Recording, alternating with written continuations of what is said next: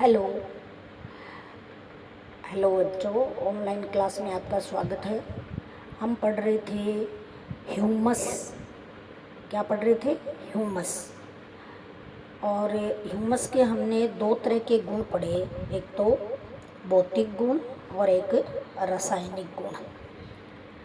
इसके बाद है ह्यूमस बनती कैसे है, ह्यूमस का निर्माण कैसे होता है, या हम कहें फॉर्मेशन ऑफ ह्यूमस। ह्यूमस एक जटिल पदार्थों का मिश्रण है। इसका निर्माण भी बहुत सी जटिल जैविक रासायनिक क्रियाओं के द्वारा होता है, जीवों की और रासायनिक, साथ साथ रासायनिक पदार्थों की। ये मृदा में जीवांश पदार्थ के बहुत अधिक विच्छेदन होने पर बनता है। जीवांश कब बनता है? जब मृदा में बहुत अधिक जीवांश पदार्थ हैं वो विच्छेदित हो जाएं या अपघटित हो जाएं, या मृदा में वो जीवांश मिल जाएं। अब है इसके निर्माण की क्रिया को हम कई भागों में बांट सकते हैं। पहला है लिग्नोप्रोटीनेट का निर्माण। क्या है? लिग्नोप्रोटीनेट। ये देखो, ये पहला भाग है इसका, लिग्नोप्रोटीनेट। तो जीवांश पदार्थों के विच्छेदन से ह्यूमस बनने की प्रक्रिया में शर्कराएं बनती हैं, स्टार्च बनता है, हेमीसेलुलोज बनता है, और हेमीसेलुलोज से क्या बन जाता है? सेलुलोज। तो धीरे धीरे एक जो पदार्थ है उससे दूसरे पदार्थ में उसका विघटन होना या विच्छेदन होना। तो शुरू की क्रिया क्या होगी? तेज़ी से होगी, लेकिन बाद में जैसे हेमीसेलुलोज और सेलुलोज के विच्छेदन से पदार्थ धीरे धीरे कम हो जाते हैं या ये गति मंद पड़ जाती है, तथा लिग्निन एवं तेल वसा की मात्रा बढ़ जाती है। लास्ट का जो उत्पाद बनता है ना, लिग्निन, तो लिग्निन और तेलीय वसा की मात्रा बढ़ जाती है। ये प्रतिरोधी पदार्थ नत्रजन पदार्थ के साथ संयोग करके, ये तेल और वसा है, ये कैसे पदार्थ हैं? प्रतिरोधी पदार्थ। तो ये प्रतिरोधी पदार्थ नत्रजन के साथ योग करके या जुड़ करके लिग्नोप्रोटीनेट यौगिक का निर्माण करते हैं। कौन से यौगिक का निर्माण करते हैं? लिग्नोप्रोटीनेट। लिग्नोप्रोटीनेट, ये है लिग्नोप्रोटीनेट। दूसरा है रोधी अणु। कौन से हैं रोधी अणु? रोधी अणु प्रतिरोधी पदार्थ ही रोधी अणु हैं, जैसे वसा और तेल। तो रोधी अणु जीव ऊतक का निर्माण शर्करा एवं अन्य के विच्छेदन की प्रक्रिया में जो ऊर्जा निकलती है और अमोनिकल लवण बनते हैं, उससे सूक्ष्म जीव अपना अणु जीव उत्ती बनाते हैं, यानी वो सूक्ष्म जीव अपना शरीर या ऊतक बनाते हैं। और कार्बनिक पदार्थ के विच्छेदन के दौरान जीव अणु पॉलीन्यूरोनाइड्स नामक यौगिक का निर्माण या संश्लेषण करते हैं। ये कार्बनिक पदार्थ है, इनका विच्छेदन होता है। इसी दौरान जो जीव अणु है वो क्या करते हैं? कार्बनिक पदार्थ के विच्छेदन के दौरान जीव अणु पॉलीन्यूरोनाइड्स नामक यौगिक का निर्माण करते हैं, संश्लेषण करते हैं। और ये पॉलीन्यूरोनाइड्स नामक यौगिक क्या हैं? ये यौगिक अणु जीव ऊतक के साथ मिल जाते हैं। इस कारण सूक्ष्म जीवों के मरने पर इनका विच्छेदन बहुत कम होता है। क्या होता है? इनका विच्छेदन बहुत कम होता है और मृदा में इकट्ठा होते रहते हैं। ये मृदा में ये इकट्ठे होते रहते हैं। तीसरा है प्रोटीन मृत्तिका संयोजन। क्या है? प्रोटीन मृत्तिका संयोजन। क्ले बोलेंगे हम, चिकना, बहुत चिकनी मिट्टी को क्ले बोलते हैं। तो क्ले एक अम्लीय लवण होता है, वो एक लवण है क्ले, जिसमें लवण का मतलब है अम्लीय भाग और क्षारीय भाग बराबर बराबर मिलकर बनते हैं। वो अम्लीय और क्षारीय भागों का बराबर मतलब बराबर मात्रा में मिलकर लवण बनता है। और इनमें अम्लीय गुण पाया जाता है। अम्लीय लवण है, यानी अम्ल की मात्रा ज़्यादा होगी तो अम्लीय लवण, क्षार की मात्रा ज़्यादा होगी तो क्षारीय लवण, लेकिन अम्ल और क्षार दोनों होंगे उसमें। इसमें अम्लीय गुण पाए जाते हैं। प्रोटीन के क्षारीय गुण भी होते हैं, क्योंकि मैंने इससे पहले वाले लेसन में बताए थे कि प्रोटीन में COOH समूह के कारण, कौन से समूह के कारण? COOH। तो COOH समूह के कारण तो है एसिडिक वो, और NH2 के कारण है वो बेसिक या क्षारीय। तो जितने समूह ज़्यादा हो जाएंगे, एसिड समूह ज़्यादा है तो वो अम्लीय है, और क्षारीय समूह ज़्यादा है तो वो क्या है? क्षारीय है। अब प्रोटीन मृतिका संयोजन में क्ले एक अम्लीय लवण होता है और इसमें अम्लीय गुण पाए जाते हैं। प्रोटीन में क्षारीय गुण भी होते हैं, इसलिए क्ले में प्रोटीन का क्या हो जाता है? अधिशोषण हो सकता है, यानी क्ले के ऊपर ऊपर, अंदर तक नहीं, ऊपर ऊपर चिपकना अधिशोषण कहलाता है, और गहराई में अंदर तक शोषित होना क्या कहलाता है? अवशोषण। दूसरे शब्दों में प्रोटीन क्ले संयोजन हो जाता है, यानी क्ले का और प्रोटीन का संयोजन हो जाता है, या क्ले पर प्रोटीन जुड़ जाती है। अंत में हमने जो ऊपर 3 ये बातें बताई हैं कि लिग्नो प्रोटीनेट का निर्माण होता है, रोधी अणु जीवऊतक का निर्माण होता है, फिर प्रोटीन मृतिका का संयोजन हो जाता है। तो ये ऊपर बताए गए सभी पदार्थों के अंतर मिश्रण से, यानी एक दूसरे में मिलने से, इन तीनों के एक दूसरे में मिलने से ह्यूमस का निर्माण होता है। इसलिए ये संभव है कि इन पदार्थों के अनुसार विभिन्न मृदाओं में अलग अलग प्रकार का ह्यूमस पाया जाता है। किसी में रोधी अणु ज़्यादा बनते हैं, किसी में लिग्नोप्रोटीनेट ज़्यादा बनता है, कहीं केवल प्रोटीन है उसका मृतिका के साथ संयोजन ज़्यादा होता है। तो ये सारे अलग अलग पदार्थ हैं। जीवाश्म पदार्थ का निर्माण निम्न चित्र द्वारा भी दर्शाया जा सकता है। तो इसमें जैसे ये बताया क्या है, इसमें चित्र में ये बताया गया है कि जीवाश्म पदार्थ क्या है? जो पदार्थ कई दिनों तक पड़ा रहे और सूक्ष्म जीव उसका विच्छेदन करते रहें, उसको सरल अवयव में तोड़ते रहें, तो उससे क्या बन जाता है? उपजाऊ, मिट्टी को उपजाऊ करने वाला भाग या ह्यूमस बनता है। तो वो जो सजीव जैसे पेड़ पौधे वगैरह हैं, अगर उनका कोई मृत भाग है वो अपघटित हो रहा है तो उससे क्या बनेगा? कार्बन डाइऑक्साइड और जल। लेकिन प्रोटीन वगैरह अगर है तो उनसे क्या बन जाएगा? ये डायग्राम भी ज़्यादा साफ नहीं है, मैं दूसरा एक चित्र आपको और डालूँगी बाद में, या फेस टू फेस क्लास होगी तब समझाऊंगी आपको। तो सोइल में या मिट्टी में कोई भी प्राणी है उसका अपघटन हो रहा है, या घास फूस है उसका अपघटन हो रहा है, या पेड़ की पत्तियां हैं, तना है, उनका अपघटन हो रहा है। तो ये कई दिनों तक पड़े सब जगह जगह ये लिख रखा है कि कहीं तो ये क्या बोलेंगे इसको, जीवित तन से पेड़ पौधों के वो अपघटित हो रहे हैं, कहीं मनुष्य या अन्य जानवर का कोई वेस्ट प्रोडक्ट है, या खुद जानवर मर गया है तो वो, तो इनके ये सारे पहले क्या करते हैं, जिन पदार्थों से मिलकर ये बनते हैं या इनका शरीर बनता है उसी में वापस क्या हो जाते हैं?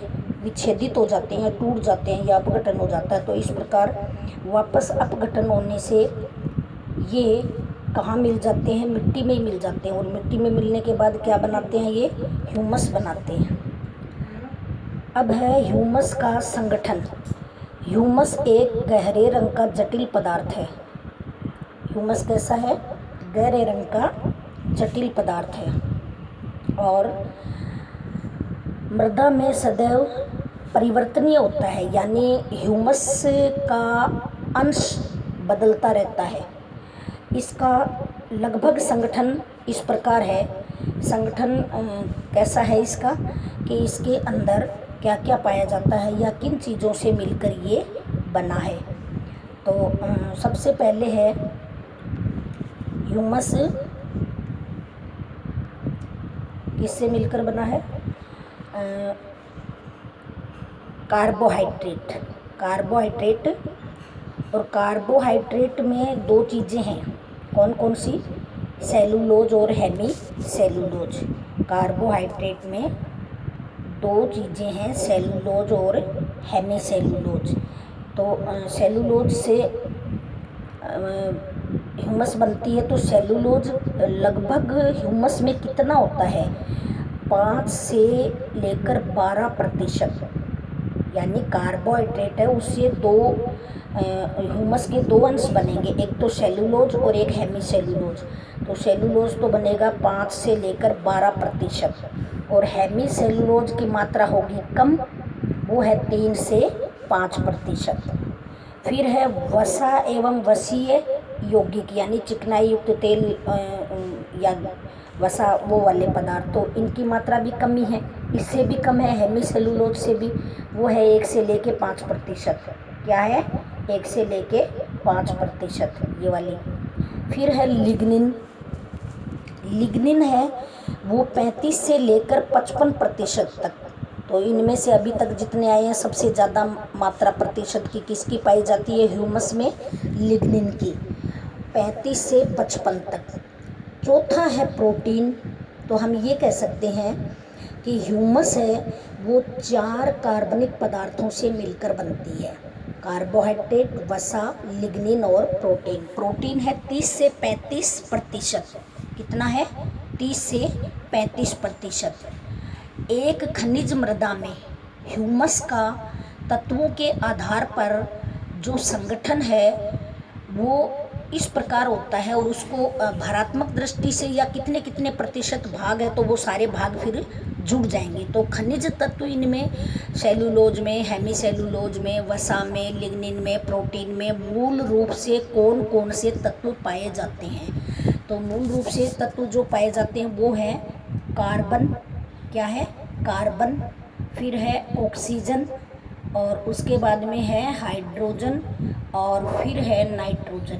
ये 4 तत्व हैं CHON। क्या है? CHON।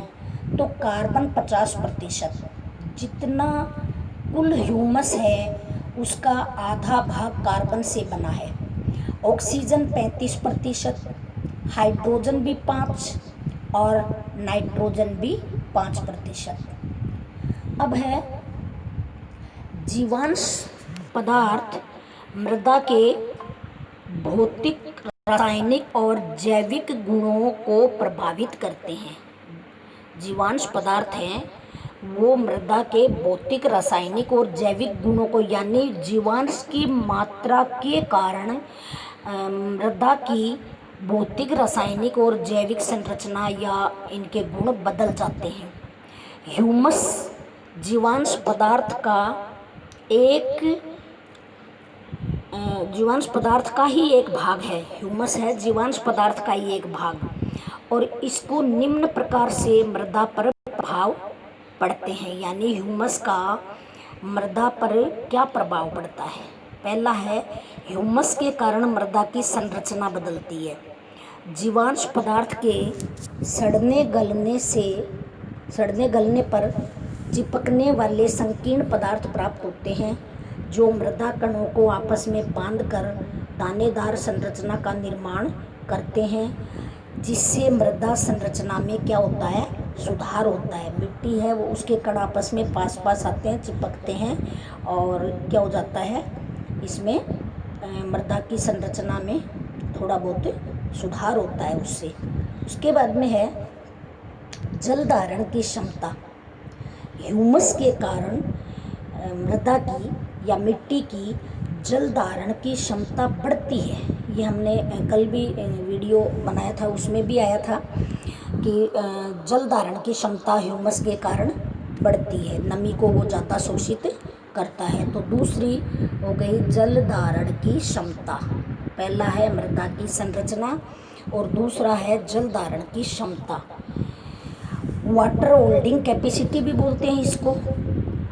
मृदा जीवांश मृदा जीवाश्म पदार्थ है वो ह्यूमस की जल धारण की क्षमता अधिक होने के कारण मृदा की जल धारण क्षमता बढ़ जाती है। अगर ह्यूमस है वो मिट्टी में ज़्यादा होगी तो वो क्या करेगा, ज़्यादा पानी को अवशोषित करेगा। जैसे आप देख सकते हैं कि घर में अगर किसी गमले में आपने कोई पौधा लगाया और उसमें आपने खाद वगैरह डाली है, जैविक खाद, तो उसके कारण पानी वो ज़्यादा शोषित करता है, ज़्यादा पानी शोषित कर लेगी वो मिट्टी।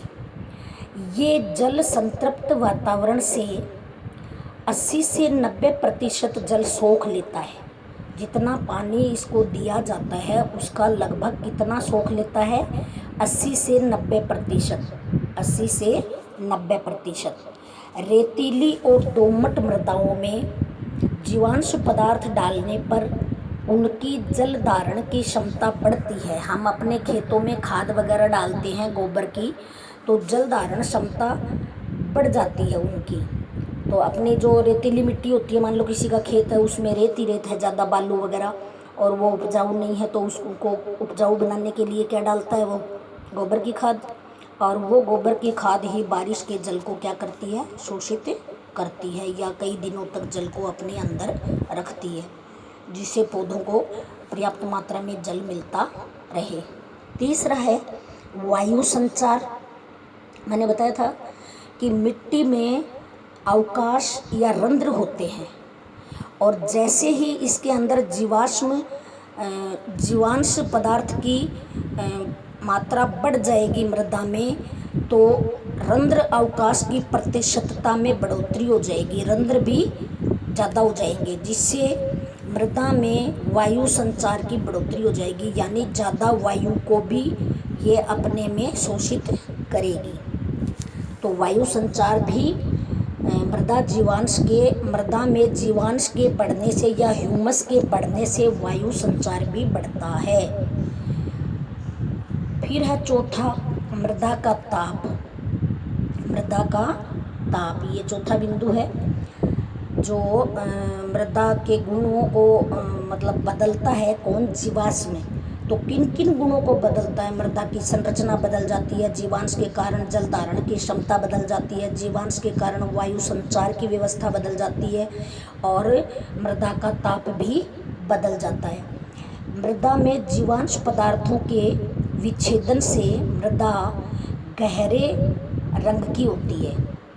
इससे मृदा के तापमान में बढ़ोतरी हो जाती है, मिट्टी का ताप बढ़ता है। इसके अतिरिक्त जीवांश पदार्थ मृदा की सतह पर आवरण के समान कार्य करते हैं। परत सी बिछ जाती है, आवरण सा बिछ जाता है, जिससे क्या होगा, जिससे सर्दियों में मृदा का तापमान बढ़ने से पौधे की वृद्धि अच्छी होती है, यानी सर्दी में पौधे को ठंड नहीं लगती है। क्यों? क्योंकि उसके आसपास की मिट्टी का ताप ज़्यादा होगा, तो उसको ठंड नहीं मारेगी। तो ये किसके कारण बढ़ रहा है, ह्यूमस के कारण, जीवांश के कारण। फिर पांचवा है मृदा अपरदन। मृदा अपरदन, अपरदन कहते हैं कटाव को, मिट्टी का कटाव। तो मिट्टी के कटाव के कारण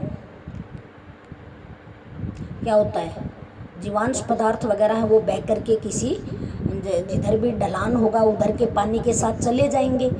तो मृदा अपरदन होना नहीं चाहिए, बारिश से भी नहीं होना चाहिए, हवा से भी नहीं होना चाहिए, तभी हमारी ज़मीन उपजाऊ बनी रहेगी, वरना हमारी जो ज़मीन है वो उपजाऊ नहीं रहेगी। तो मृदा अपरदन में क्या होगा, जीवांश पदार्थ को मृदा में डालने से मृदा कण एक दूसरे से बंध जाते हैं, जिसके कारण मृदा अपरदन कम होता है। यानी मिट्टी के कणों को ये क्या करती है, बांधती है, जिसके कारण मृदा अपरदन कम हो जाएगा, और मृदा सतह से जल का मृदा सतह से जल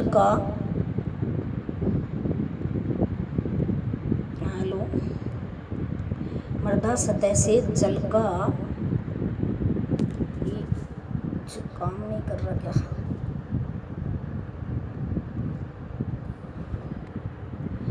मृदा कणों के बंधने के कारण कम हो जाएगा और मृदा का कटाव है वो भी कम हो जाएगा। उसके बाद में भू परिष्करण। भू परिष्करण का मतलब है मिट्टी का शोधन, जमीन का शोधन भी होता है। किसके कारण? जीवांश के कारण या ह्यूमस के कारण। जीवांश या ह्यूमस के कारण मिट्टी का शोधन भी होता है, तो इसको बोलेंगे हम भू परिष्करण। क्या बोलेंगे? भू परिष्करण। जीवांश पदार्थों के मृदा में मिलाने से चिकनी मृदाओं में भू परिष्करण क्रियाएं आसानी से हो जाती हैं। जो चिकनी मिट्टी होती है ना, चिकनी मृदा, उनमें परिष्करण होता है, शोधन होता है। ऐसे ही है वाष्पीकरण। जीवांश पदार्थ मृदा की सतह पर आवरण का काम करता है। सतह पर किसका काम करेगा? आवरण का, जिससे मृदा से जल वाष्पीकरण कम होगा।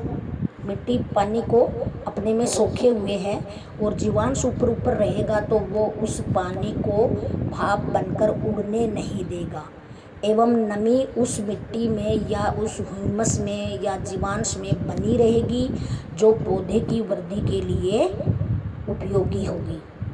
उसके बाद अगला है सुघट्यता तथा संसंजन, यानी सुघट्यता और संसंजन बल भी ज़्यादा लगेंगे।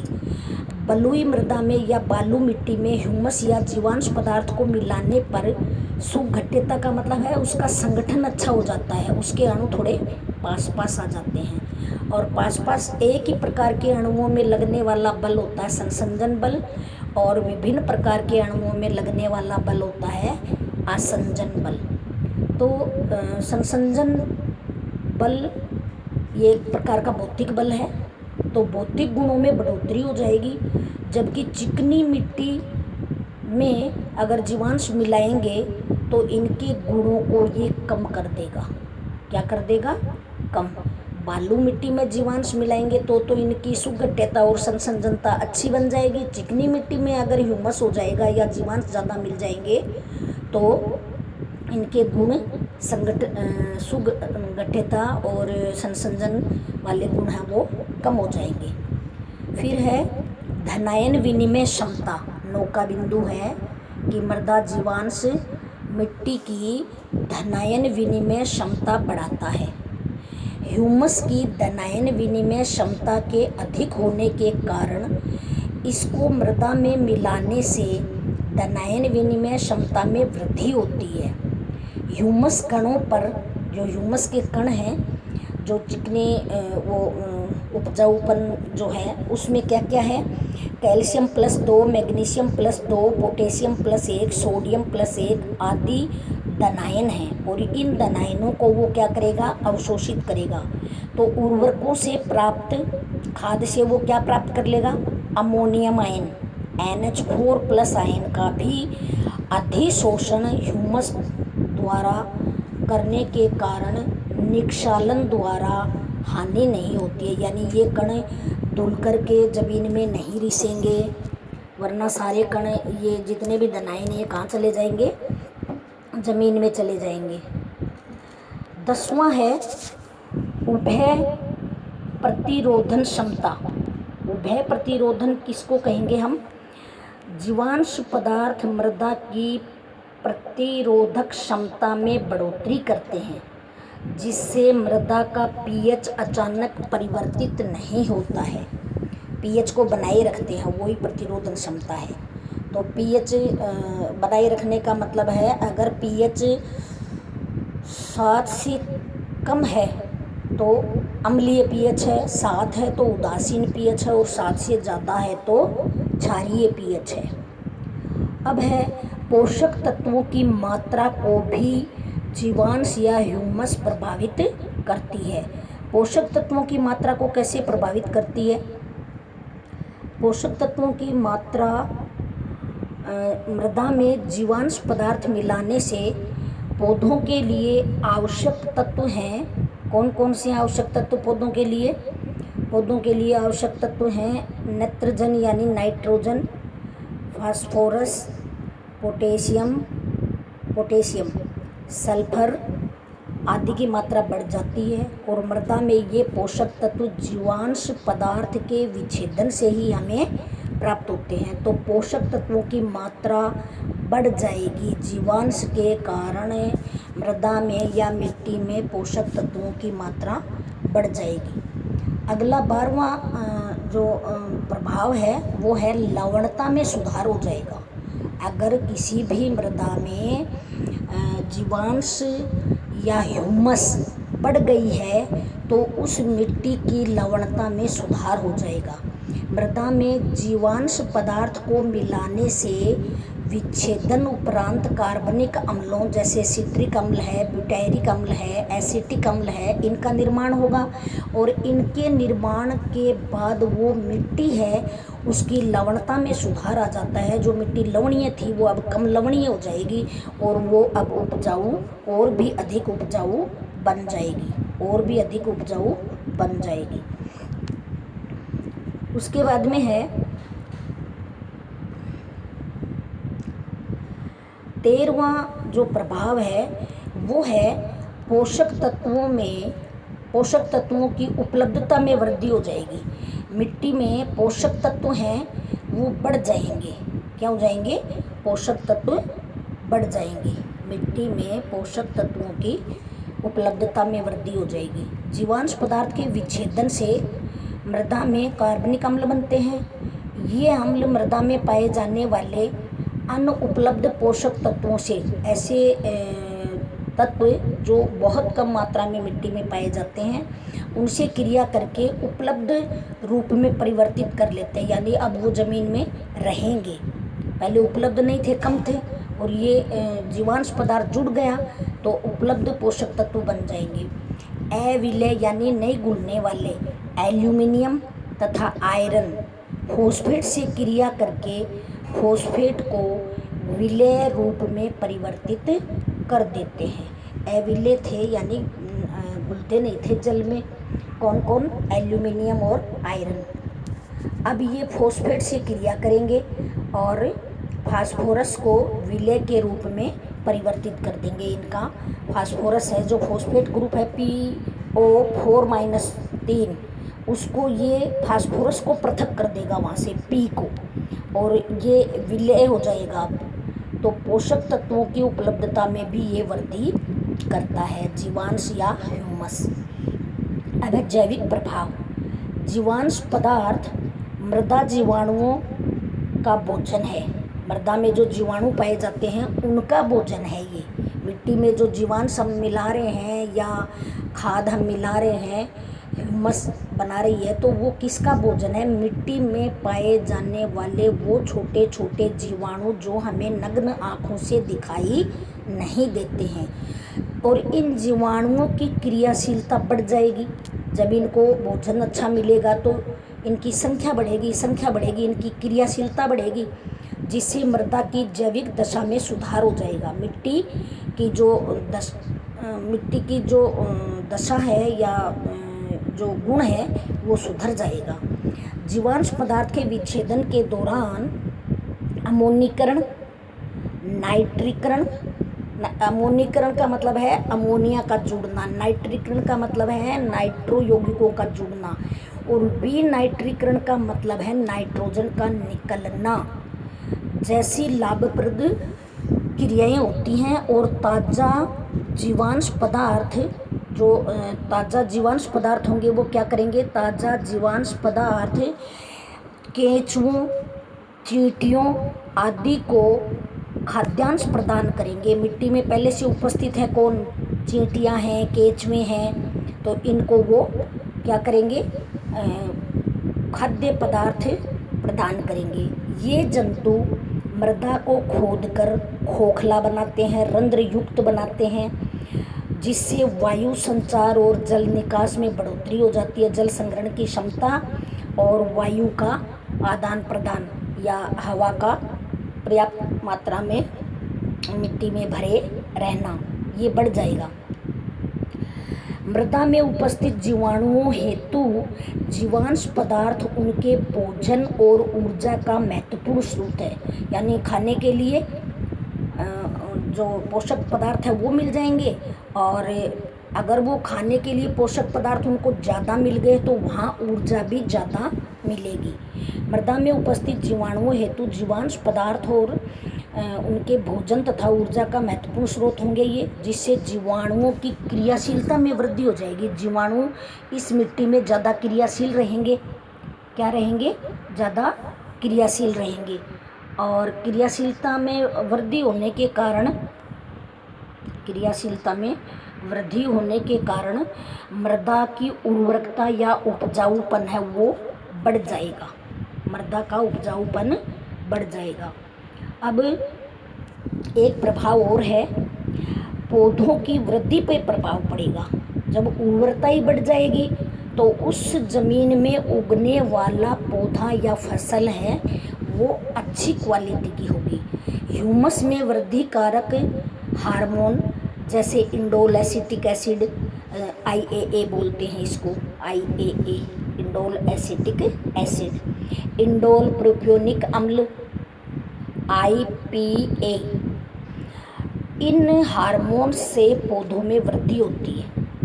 ये ह्यूमस में ऐसे एसिड हैं ये या हार्मोन हैं एक तरह के, ये उत्पन्न हो जाते हैं वहाँ, इंडोल एसिटिक एसिड और इंडोल प्रोपियोनिक अम्ल। और इन हार्मोन से पौधों की क्या होती है? वृद्धि होती है। इसके अतिरिक्त जीवांश पदार्थ के मृदा में कुछ हानिकारक प्रभाव भी होते हैं। ये तो लाभकारी प्रभाव थे 15, अब है हानिकारक प्रभाव। जीवांश पदार्थों के मृदा में कुछ हानिकारक प्रभाव निम्न हैं, 3 प्रभाव हैं। जीवांश पदार्थ रोग पैदा करने वाले जीवों की ऊर्जा और भोजन के स्रोत हैं, क्योंकि वो सबके लिए ऊर्जा और भोजन देते हैं। तो वहाँ अगर कोई रोग उत्पन्न करने वाला कोई जीव मिट्टी में है तो उस फसल में वो रोग फैलाएगा। क्योंकि उन जीवों को क्या मिल जाएगी? ऊर्जा मिल जाएगी और खाने के लिए भोजन मिल जाएगा, जो कि उनको मृदा में लंबे समय तक वहाँ जीवित रख देगा। मरेंगे नहीं, फिर वो लंबे समय तक जीवित रहेंगे। लंबे समय तक जीवित रहेंगे तो फसल को नुकसान करेंगे। दूसरा है, मृदा में अत्यधिक जीवांश पदार्थ मिश्रण की समस्या उत्पन्न करता है, जिससे पौधा रोपण में समस्या आती है। यानी जीवांश पदार्थ की मिश्रण की समस्या उत्पन्न हो जाएगी और जिससे पौधा रोपण में भी समस्या आएगी, पौधों को रोपने में भी समस्या रहेगी, क्योंकि वहाँ जीवांश जहाँ ज़्यादा होंगे वहाँ मिट्टी वगैरह खोदते हैं तो वो मुश्किल से खुदती है। ऊपर ही ऊपर उस जीवांश पे ही वो अपना जो हंसिया वगैरह वो उछलता रहता है। तीसरा है, विभिन्न जीवांश पदार्थ मृदा में विच्छेदन के दौरान फाइटोटॉक्सिन्स का निर्माण करते हैं।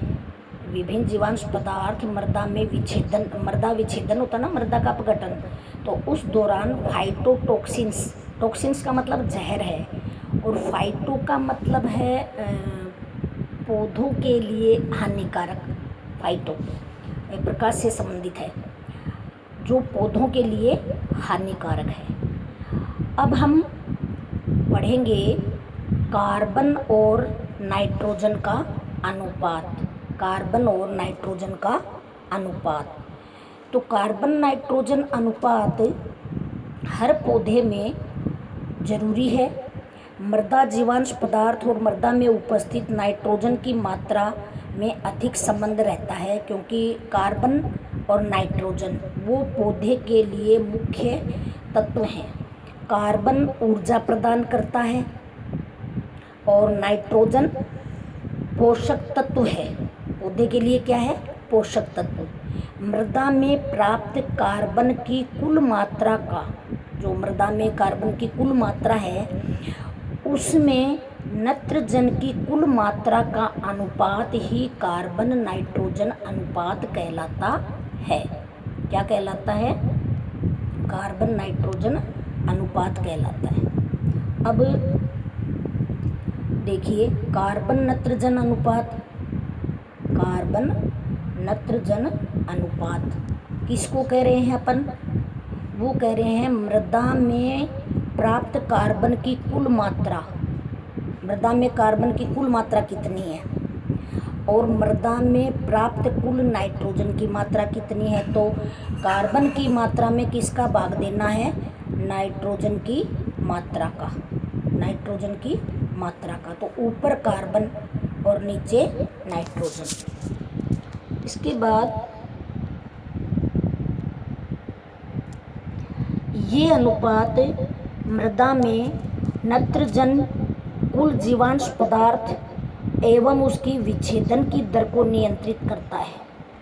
कुल जितना भी जीवांश पदार्थ है वो और विच्छेदित होकर के जो बन रहा है उसको नियंत्रित करता है।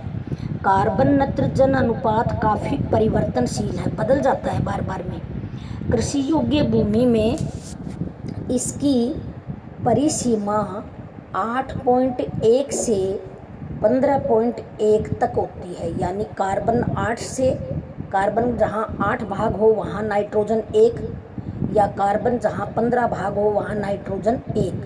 तो इस रेशो में ये कहाँ पाया जाता है, भूमि में पाया जाता है। कैसी भूमि, जिसमें हम कृषि करते हैं, खेती करते हैं, खेती वाली भूमि में इसकी सीमा कम से कम, परिसीमा का मतलब है कम से कम तो 8:1 है और ज़्यादा से ज़्यादा 15:1 है। कार्बन 8 भाग, नाइट्रोजन 1 भाग कम से कम। फिर ज़्यादा से ज़्यादा उस मृदा में 15 भाग कार्बन और 1 भाग नाइट्रोजन। और औसत 10 और 12:1 है। औसत कम से कम 10 तो कार्बन होगा तो 1, या 12 कार्बन होगा तो 1 नाइट्रोजन। कार्बन नाइट्रोजन अनुपात जलवायु कारक, जलवायु के कारक कौन से हैं, जैसे वर्षा है, ताप है, इनको प्रभावित करता है। सामान्यतः ये अनुपात शुष्क क्षेत्रों की मृदाओं में आर्द्र क्षेत्रों की मृदाओं से कम होता है। यानी जहाँ नमी रहती है वहाँ तो ये अनुपात अच्छा रहता है, कार्बन नाइट्रोजन अनुपात। लेकिन जहाँ शुष्क क्षेत्र है वहाँ इसका अनुपात कम हो जाता है। ऐसे ही फलीदार पौधे तथा गोबर की खाद में, फलीदार पौधे कौन से हैं, लेग्यूमिनेसी कुल के, मटर कुल के। तो फलीदार पौधे और गोबर की खाद में ये कार्बन और नाइट्रोजन अनुपात है, ये 20:1 से 30:1 तक होता है। जबकि चाहिए कितना है, 10:1 या 12:1, और होता कितना है, 20:1 और 30:1 तक। कुछ फसल अवशेष का मतलब है फसल काटने के बाद उस फसल का कुछ भाग शेष बच जाता है, चाहे वो दाने निकालने के बाद बचने वाला भूसा हो या उसकी जड़ हो, फसल की जड़ें हों। कुछ नीचे का भाग है वो ज़मीन में लगा हुआ छोड़ देते हैं, ऊपर से फसल काट लेते हैं। तो उसमें ये कार्बन नाइट्रोजन अनुपात 100:1 होता है। कितना होता है, 100:1। देखो चाहिए तो हमें 10:1, और होता है ये उसमें जो फलीदार पौधे हैं वहाँ तो होता है 20:1, और जो भूसा वगैरह है फसल का अवशेष उसमें होता है 100:1। सूक्ष्म जीवाणुओं का कार्बन नत्रजन अनुपात, सूक्ष्म जीवाणुओं का क्या होता है, अगर सूक्ष्म जीवाणु हैं वहाँ तो कार्बन होगी 4 और नाइट्रोजन होगी 1, से लेकर के कार्बन 9 और नाइट्रोजन 1 कम से कम। अगर सूक्ष्म जीवाणु उसमें पाए जा रहे हैं तो 4:1 से 9:1 तक कार्बन नाइट्रोजन होता है अनुपात। बैक्टीरिया के ऊतकों में ये अनुपात 5:1 होता है। अगर वहाँ कोई बैक्टीरिया है या कोई फंजाई है तो बैक्टीरिया में तो 5.1, और फंजाई है, फंजाई किसको बोलेंगे, फंगस को, तो वहाँ इसका अनुपात जितना चाहिए ज़मीन को 10:1 उतना ही होता है। क्योंकि बैक्टीरिया के ऊतकों की मात्रा फंजाई के ऊतकों से ज़्यादा होती है, फंजाई के ऊतकों से ज़्यादा होती है। मृदा ह्यूमस में कार्बन नाइट्रोजन अनुपात मृदा की ह्यूमस में कितना है, 10:1 होता है। अब है मृदा में मिलाए गए जीवांश पदार्थ, हम मृदा में जीवांश मिलाते हैं या जो गोबर की खाद वगैरह है वो मिलाते हैं, तो अवशेषों का कार्बन नाइट्रोजन अनुपात विस्तृत होता है यानी ज़्यादा होता है। इसके मृदा में मिलाने पर कार्बन स्रोत को ऊर्जा के रूप में ग्रहण करने वाले परिपोषित जीवों की संख्या में तीव्रता से वृद्धि हो जाती है।